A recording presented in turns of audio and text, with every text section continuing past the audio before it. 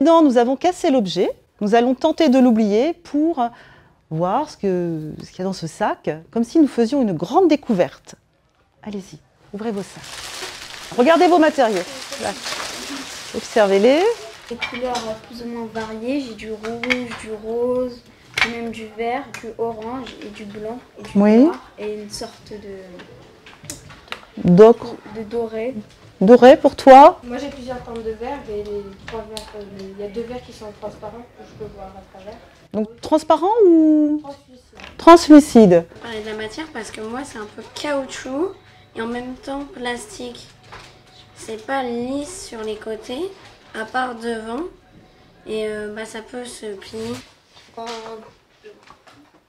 peu d'espace comparé parce que la salle elle est très grande et nous on prend peu d'espace. Comme par exemple cet objet il prend peu d'espace dans ma main. Oui. On peut s'imaginer que ma main c'est la classe. Je pensais pas que ça allait être aussi cassé. Ils ont perdu aussi leur valeur, leur...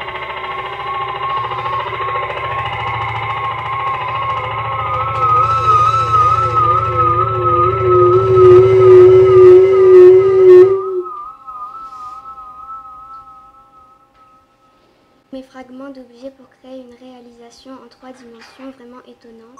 Elle doit tenir debout et être solide.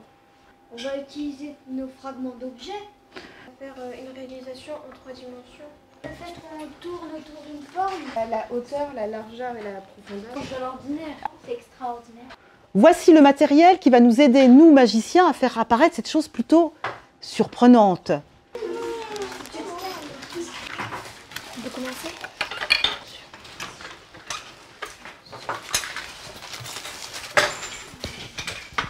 Quand c'est en 3D, c'est comment? En volume. Tu avais essayé de... L'assembler un peu l'encastrer. Oh, comment te sens-tu? Qu'est-ce que tu ressens? On n'est pas trop stable. On n'est pas trop stable alors. On est en équilibre.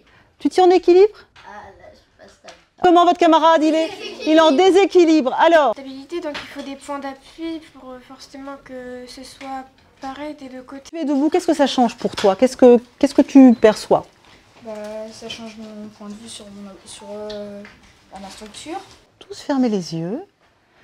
Donc, on va essayer de se souvenir de l'objet de départ tel qu'il était, en essayant de visualiser sa forme, sa texture, sa matière, sa fonction.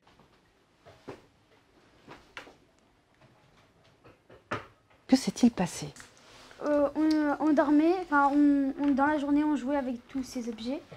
Et dans la nuit, il y a eu un gros tonnerre qui est passé, ça a tout dévasté, ça a tout détruit. On a ramassé et puis on a essayé de reformer nos objets. Reformer tes objets? Reconstruire. Ah, toi, tu as reconstruit ton objet au départ. Je vais essayer de créer un autre objet avec plusieurs objets. Il y aurait une transformation. Alors, qu'est-ce que ça veut dire transformation? On a changé son utilité. On a un point de vue différent de ce qu'on fait à chaque fois. En quoi c'est différent? Une idée, C'est encore une utilité? une utilité artistique. On l'a détourné, on l'a mis dans un autre contexte. Mhm. On l'a mis en forme de structure. Retenir de cette séance, quels seraient ces mots? Détourner. Quotidien. Déséquilibre, Transformer. réutiliser, appui, Structure. stabilité, 3D. répartition du poids. Équilibre. Tony Craig, il a ramassé des objets dans la rue. Il en a fait des silhouettes. Des objets de récupération. Après, il en a fait des formes. Comment s'appellent ces sculptures? Il a fait des bas-reliefs, coller ces objets. Il s'appelle Jean Tinguely. Il a créé une série qui s'appelle les Baloubas. Donc les Baloubas, vous avez tout à fait raison, ça fait référence à une tribu du... En fait, la posture, c'est pas une posture qu'on va mettre pour une sculpture normale. Elle a une certaine forme. Là, c'est comme ça. J'ai l'impression que on a pris une photo en plein quand on était en train de danser. À une danse pour préparer la guerre. Ça fait un peu penser à une fête, comme s'ils dansaient comme les Indiens quand ils dansaient autour du feu.